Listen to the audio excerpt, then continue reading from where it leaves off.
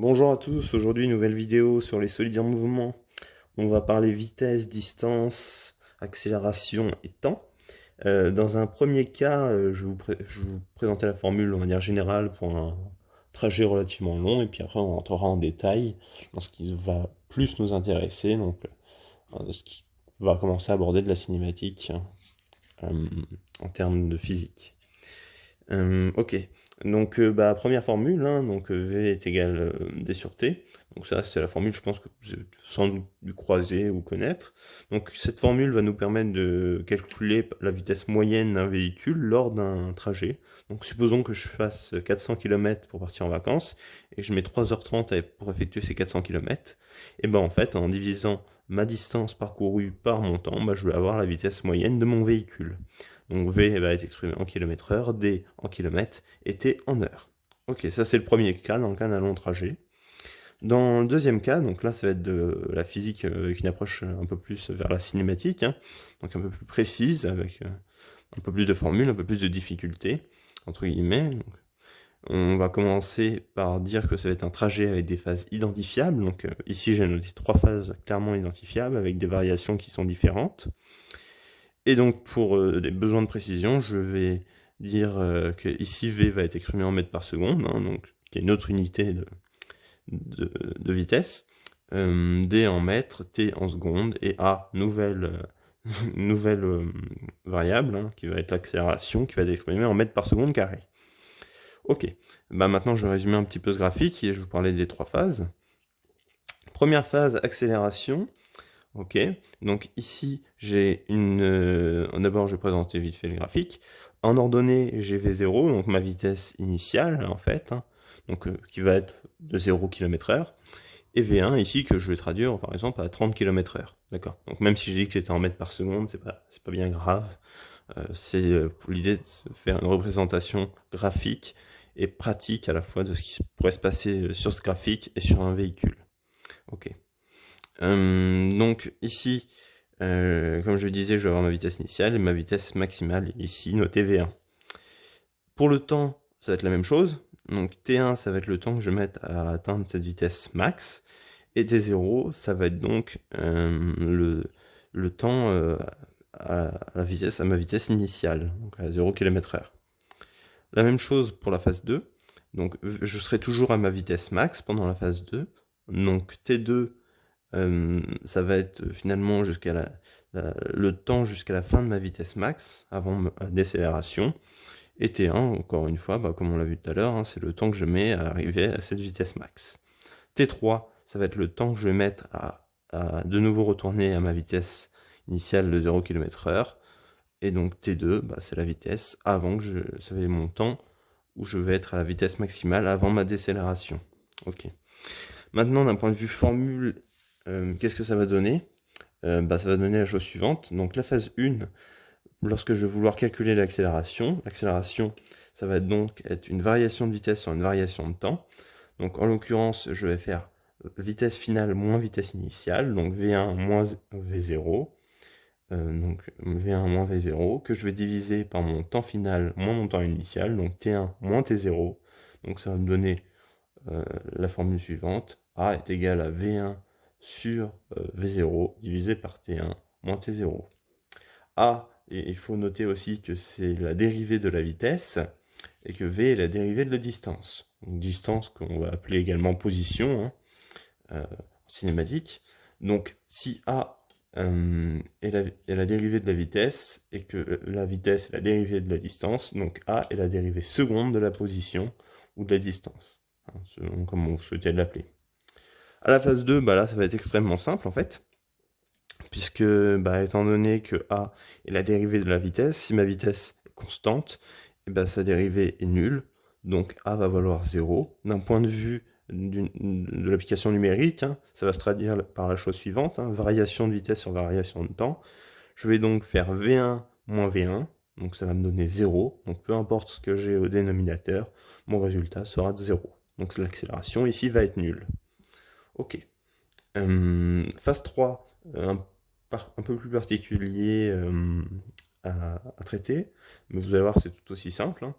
Variation de vitesse sur variation de temps, ça ne change pas.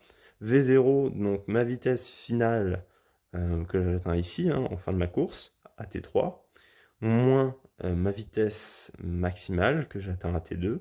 Donc cela va me donner la formule suivante, V0 moins V1 sur T3 moins T2. Ok, alors là je mets un petit point d'exclamation quand même. Si A est négative, donc si on a une accélération négative, ça ne veut pas forcément dire que la vitesse est négative. Au contraire, elle est positive. Alors, pour l'expliquer, ça va être très simple. Je vais prendre le cas d'un véhicule. Là, vous roulez à 30 pendant un certain temps. Et lorsque vous allez freiner, en fait, votre vitesse va pas être négative, dans le sens où là, vous allez passer de 30 à 0, et vous allez continuer à avancer, en fait, avec la vitesse, avec l'inertie, hein, déjà. Et donc, du coup, vous allez faire 30, 20, 10, 0. Et en aucun cas, vous allez avoir des vitesses négatives, comme moins 30 ou moins 20. Voilà, ça c'est juste pour calculer, en fait, la décélération. Donc A, ici, va bien évidemment être négative. Ok, donc voilà, ça c'est pour expliquer un peu comment ça se passe en plusieurs phases. Maintenant, je vais vous donner juste quelques astuces pour retrouver ces formules et ces unités. Donc ça va se passer avec les deux triangles que vous voyez ici. Donc si vous jamais vous trouvez que les trois formules, entre guillemets, c'est un peu difficile à retenir, et vous n'êtes pas vraiment très à l'aise avec lorsque